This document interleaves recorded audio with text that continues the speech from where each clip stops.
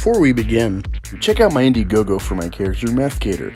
I have 4 posters available as preliminary merch while I hammer out issue 1 story. The goal is to raise awareness for the character and raise funds for a quality issue 1 cover. Thanks!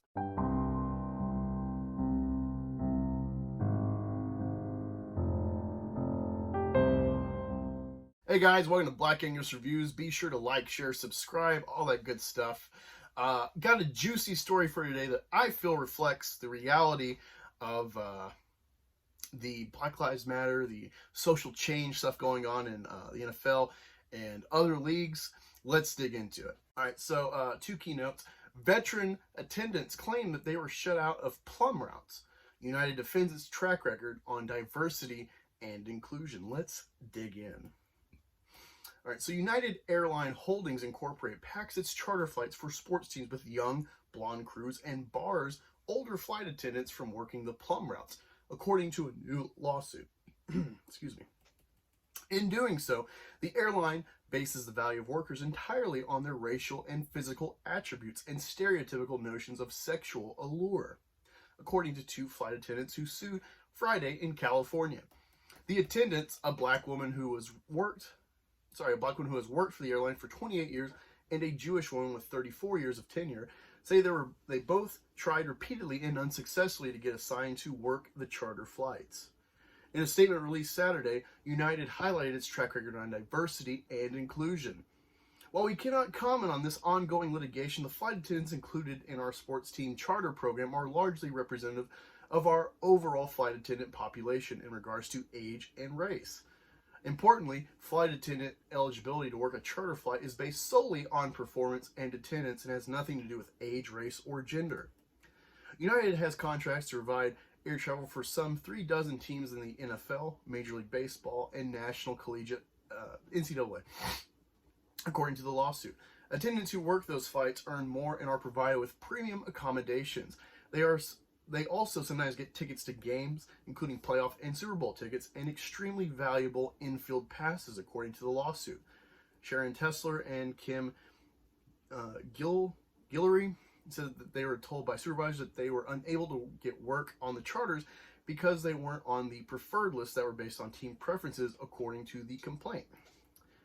So yeah, that's pretty much it. Essentially, the NFL loves pretty white bitches on their flights, which who can blame them? What's funny about that is that when you look up the racial makeup of the NFL, according to Wikipedia, which it cites studies, in 2014, approximately 68% of the NFL is African American or black, and 28 white, with 4% remaining being not those things or mixed.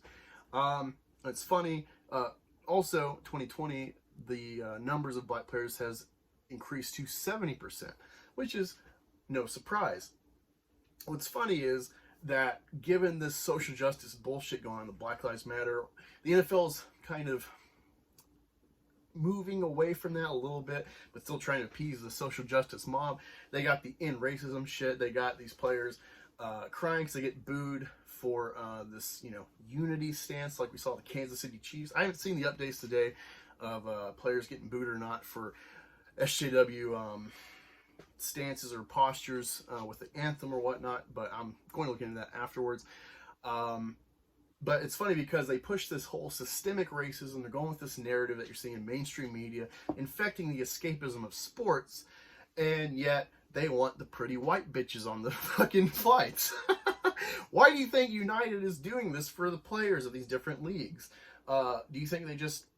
I doubt there's like any kind of metric exactly to tell them like, yeah, we got more tips or more drinks purchased. You could see that, but it could be here or there depending on duration in between games and all these other extenuating circumstances, wins and losses, etc. But someone, representatives of the team are having to tell United like, hey, get us pretty white girls. So you want to talk about systemic racism and white people are bad and white people need to check their privilege, and yet you want these privileged white girls on your flight. I find that very interesting and telling that all of this social justice bullshit you're pushing in the NFL is exactly that. You don't even fucking believe it. At least the Dolphins, if you watch Black and White Sports, Rhodes Ranch, John Matrix, they've done some coverage about the Miami Dolphins pushing this video they made where they all kind of got together and were like, yeah, we believe there needs to be change and stuff, but we're not going to do these little notions, these little gestures that really amount to nothing. We need real change. And you can believe or disagree with that stance, but I appreciate that. They're like, we're just going to get out of all of it and just going to sit in the back in the locker room. That's great stuff. I can at least deal with that as opposed to disrespectful gestures to the symbol of this nation that should unite us, regardless how you feel about the wars or police brutality, etc. Yeah, so that's pretty much it. Pretty short article. Let me know what you think in the comments. Again, I think it shows the hypocrisy of these players. I assume it's probably like this for the NBA as well. Yeah, so talk to y'all later.